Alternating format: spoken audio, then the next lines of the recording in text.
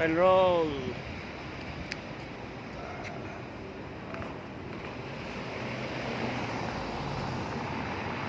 Time check po tayo.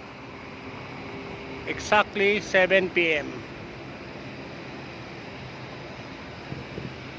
Dito po ako sa Eco Galleria. Wala po tayong pasok eh.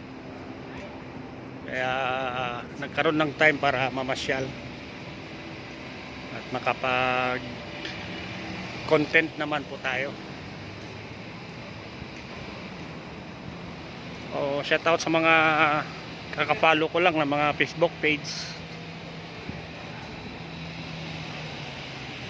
So ang purpose po ng pagpunta ko dito sa Eco Galleria is bumili lang palamig. So naisipan ko pong mag-vlog o mag-take ng video habang nandito ako sa Eco Galleria.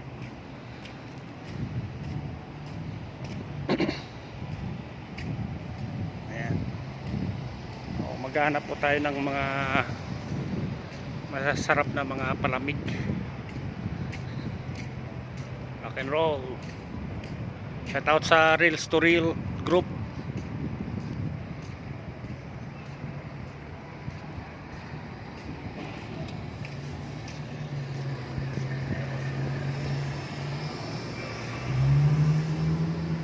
Hanap po tayo ng magandang mapwestuhan.